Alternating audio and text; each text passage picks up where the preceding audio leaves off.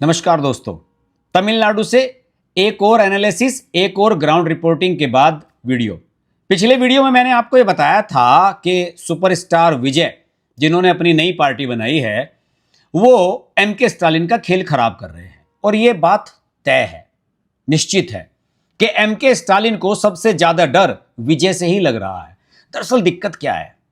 दिक्कत यह है कि एमके स्टालिन जो मुख्यमंत्री हैं इस समय, डीएमके के सर्वे सर्वा हैं, उनके लिए यह चुनाव बहुत महत्वपूर्ण इसलिए भी बन गया है क्योंकि अपने बेटे उदयनिधि को वो स्थापित करना चाहते हैं मुख्यमंत्री के रूप में। आपको याद होगा, अखिलेश यादव जिस समय पहली बार मुख्यमंत्री बने थे, पहली और आखिरी बार, उस समय अखिलेश यादव कहीं पिक्चर में नहीं थे। उस समय हुआ यह था कि मुलायम सिंह यादव के नेतृत्व में समाजवादी पार्टी ने वो चुनाव जीता था और अंतिम समय में जब 200 से अधिक सीटें आ गई थी और एब्सोल्यूट मेजोरिटी आ गई थी समाजवादी पार्टी की, तो उस समय यह तय किया गया था कि सरकार तो बनेगी ही, लेकिन मुख्यमंत्री मुलायम सिंह यादव के बजाय अखिलेश यादव बनेंगे। हर बाप के मन में होता है। कुछ लोग इसमें कहते हैं कि नेपोटिज्म है, फलाना है, ढिमकाना है। देखिए, भारत देश में भी चलता है, विदेश में भी चलता है। हर देश में यह चलता ही है कि बाप अपने बेटे को आगे बढ़ाना चाहता है और इसमें कोई गलत मैं मानता नहीं हूं। इसमें जनता को तय करना होता है क्या। देखिए, बिजनेसमैन भी तो होता है, अपने बिजनेस को आगे दे देता है अपने बेटे को। कोई दुकानदार है, उसके बाद उसका बेटा उसकी दुकान संभालने लगता है। तो ये राजनीति की दुकानें हैं, यहां पर ऐसे ही चलता रहा है। इनकी कोई आइडियोलॉजी नहीं है, पारिवारिक पार्टियां हैं। समाजवादी पार्टी और पूरी तरह से पारिवारिक है, उनके पिताजी ने बनाई तो उनकी पार्टी हो गई। स्टालिन की डीएमके जो है, उनके पिताजी करुणानिधि ने बनाई थी, उनकी पार्टी हो गई, तो वो अपने बेटे को ही सौंपना चाहेंगे। अगर बीजेपी और कांग्रेस को छोड़ दिया जाए तो बाकी सभी पार्टियां लगभग परिवारवादी पार्टियां हैं। हालांकि कांग्रेस का भी जो पैटर्न पिछले कुछ सालों से है वो परिवारवादी हो गया है। गांधी परिवार के इतर ये कुछ सोच नहीं है, फिर भी आइडियोलॉजी के हिसाब से ये कहा जा सकता है कि कांग्रेस और बीजेपी ऐसी पार्टियां हैं जो कैडर बेस्ड पार्टियां हमेशा से रही हैं। लेकिन बात करते हैं हम तमिलनाडु की, तो यहां पर ऐसा माहौल है। मैंने जगह जगह पर घूम करके देखा और मैं रूरल एरिया में गया हूं। मैं तिरुपुर डिस्ट्रिक्ट है यहाँ का, उसके रूरल एरिया में हम खूब घूमे। पलानी में घूमे, जहां भगवान मुरुगन का विशाल मंदिर है पहाड़ी के ऊपर, वहां पर भी हम गए। और इसके बाद कोयम्बटूर में तो मैं खैर गया ही था, कोयम्बटूर में भी हम गए। कई डिस्ट्रिक्ट से हम होकर के गुजरे और रुक रुक के मैंने जगह जगह लोगों से बात की, खासतौर से ग्रामीण इलाकों में बात की। ग्रामीण इलाकों में जगह जगह उदयनिधि स्टालिन, एमके स्टालिन के बड़े बड़े पोस्टर लगा दिए गए हैं। और यहाँ की जो पब्लिसिटी है दोस्तों, यहाँ पर जो प्रचार करने का तरीका है राजनीतिक दलों का, ये नॉर्थ इंडिया से बिल्कुल अलग है। यहाँ पर पॉलिटिकल पार्टीज के पोस्टर इतने खूबसूरत तरीके से डिजाइन करके बनाए जाते हैं, कई बार तो ऐसे लगता है कि जैसे वो हाथ से बनाए गए हों, हाथ से बनाई हुई तस्वीरें हों, और बहुत हाई क्वालिटी के पेपर पर उनको छापा जाता है। और पूरे तमिलनाडु में उदयनिधि स्टालिन और एमके स्टालिन दोनों एक ही चित्र में नजर आ रहे हैं। दोनों बाप बेटा एक साथ नजर आ रहे हैं, कहीं गले मिलते हुए, कहीं साइड पोज। मैं आपको तस्वीरें भी दिखाता रहूंगा, उन तस्वीरों में आप देख सकते हैं कि उदयनिधि स्टालिन और उनके पिता एमके स्टालिन एक साथ नजर आ रहे हैं। और यहां पर जो आम लोग हैं, मैं जिस इलाके में घूमा वो डीएमके का गढ़ है। इन जिस डिस्ट्रिक्ट की मैंने बात की, यहाँ डीएमके का भी ठीक ठाक प्रभाव है। और यहाँ पर जो सांसद हैं वो डीएमके के ही हैं। कोयम्बटूर में तो उन्होंने अन्नामलई को हराया था। तो यहाँ पर जो सिनेरियो है दोस्तों, वो सिनेरियो इस प्रकार का बन रहा है कि डीएमके अपनी ग्राउंड को बचाने के लिए एक ड्वेल पॉलिसी पर चल रही है। उदयनिधि स्टालिन को स्थापित करने की भी कोशिश स्टालिन कर रहे हैं और साथ ही साथ सरकार बन जाए ये भी सुनिश्चित करने का प्रयास किया जा रहा है। देखिए, हुआ ये था कि 2021 में जब चुनाव हुए थे, विधानसभा चुनाव हुए थे, तो उस समय डीएमके ने अपनी घोषणा पत्र में कहा था कि वो ओल्ड पेंशन स्कीम सरकारी कर्मचारियों के लिए, जिसको ओपीएस कहते हैं, उसको लागू करेंगे। और इस पर ऐसा भी लग रहा था कि सरकार इस पर काम करेगी, लेकिन ऐसा हुआ नहीं, काम हो नहीं पाया और यह ऐलान हो नहीं पाया। समय समय पर इसे लेकर के कर्मचारियों के जो संगठन हैं वो दबाव बनाते रहे, राजनीतिक दल भी इस बारे में बोलते रहे, लेकिन एमके स्टालिन कर नहीं पाए इसको। देखिए, आसान काम नहीं होता है क्योंकि इससे इकोनॉमी पर बहुत ज्यादा बर्डन पड़ता है।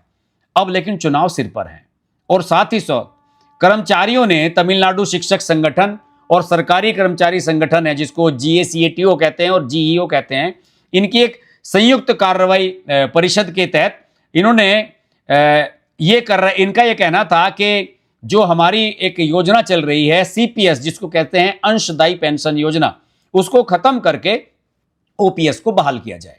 और इन कर्मचारियों ने यह कह दिया था कि हम 6 जनवरी से आंदोलन शुरू करने वाले हैं और पूरे राज्य में अनिश्चितकालीन हड़ताल की जाने वाली है।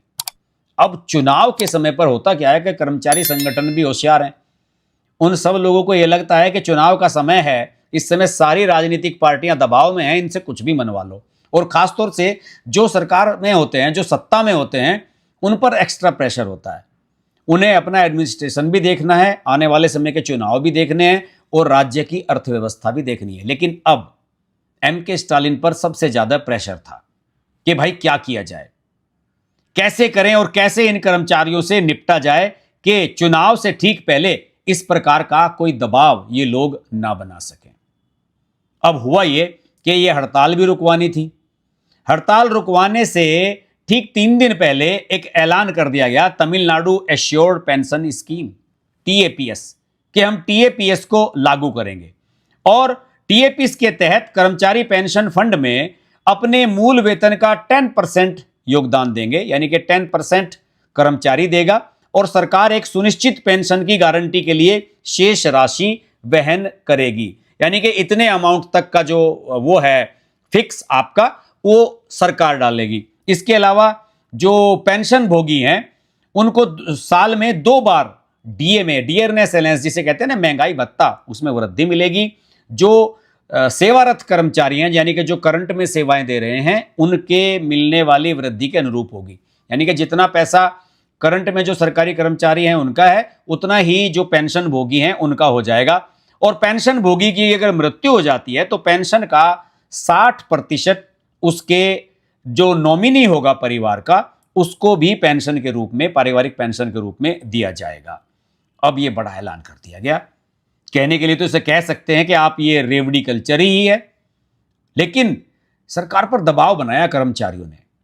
कर्मचारी भी इस बात को जान रहे हैं कि MK स्टालिन को अपने बेटे को स्थापित करना है, तो ये चुनाव हर हालत में जीतना चाहते हैं। आप सब लोग जानते हैं कि MK स्टालिन 70 साल की उम्र में मुख्यमंत्री बने थे। करुणानिधि बहुत उम्र के हो गए थे, तब जाकर के अपने बेटे को उनको सत्ता दे पाए और उसके बाद उनका निधन हो गया। और पिछली बार चुनाव में जो है MK स्टालिन कांग्रेस के साथ मिले तो ये जीतने में सफल रहे। तो इस बार जो माहौल है यहाँ का, MK स्टालिन बहुत वीकर साइड पर हैं। मैं तो ग्राउंड लेवल पर जिससे भी पूछता हूं, मैं पूछता हूं कि क्या DMK की सरकार आएगी, वो कहते हैं कि DMK आज भी एक मजबूत पार्टी है यहाँ की, लेकिन सरकार इस बार आएगी या नहीं ये कहा नहीं जा सकता।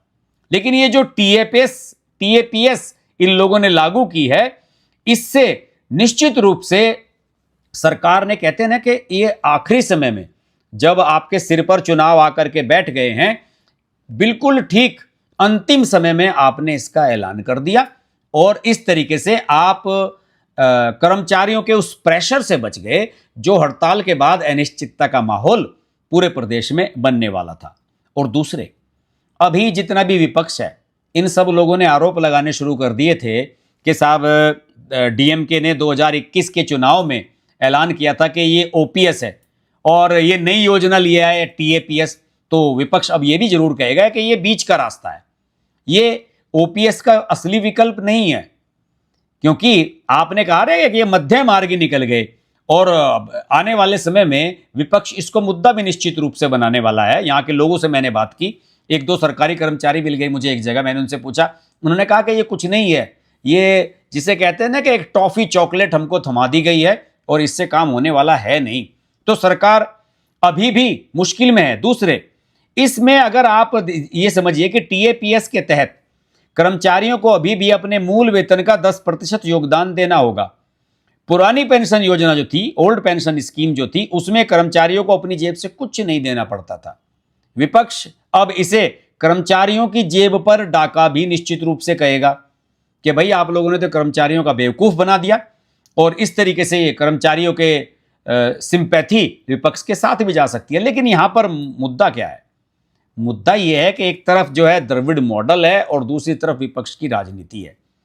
अब आप इसे ये भी कह सकते हैं कि विपक्ष इसे सरकार का जो फाइनेंशियल मैनेजमेंट है उसके कुप्रबंधन की भी बात विपक्ष निश्चित रूप से उठाएगा कि आप सही तरीके से मैनेज नहीं कर रहे हैं। आपने स्कीम का ऐलान कर दिया, इतना पैसा आएगा कहां से?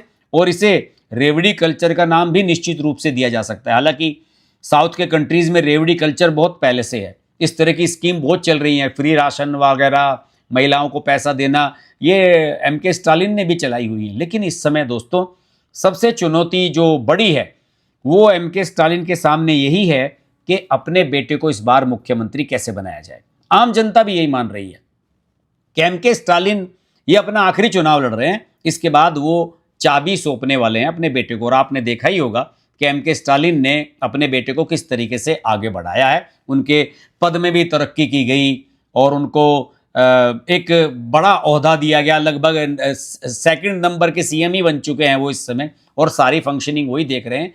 तो सबसे बड़ा दबाव एमके स्टालिन पर यह है कि अपने बेटे को एक चुनाव जीत कर गिफ्ट में दिया जाए, जैसे अखिलेश यादव ने दिया था, लेकिन वो होता हुआ आसानी से नजर नहीं आ रहा है। तमिलनाडु से इस वीडियो में इतना ही। अभी और भी कुछ रिपोर्ट्स आएंगे, मैं कुछ और चीजें कलेक्ट करने की कोशिश करूंगा। अभी ये जो तमिलनाडु में पेंशन योजना का ऐलान किया गया शनिवार को, मुझे लगा कि इस मुद्दे पर आपसे जरूर चर्चा की जानी चाहिए। अगर आपको हमारी ये वीडियो अच्छा लग रही है तो जरूर आप इसको शेयर कीजिए, लाइक कीजिए। और अगर आप तमिलनाडु से हैं और हमारे कंटेंट को लगातार देख रहे हैं या पहली बार देख रहे हैं तो प्लीज़ कमेंट जरूर लिखिएगा। आपसे फिर मुलाकात होगी, चुनाव के समय भी हम लोग तमिलनाडु में आएंगे। तब तक के लिए नमस्कार। अगर आपको हमारी वीडियो पसंद आई तो वीडियो को लाइक करें, चैनल को सब्सक्राइब करें और नोटिफिकेशंस के लिए बेल आइकन को प्रेस करें।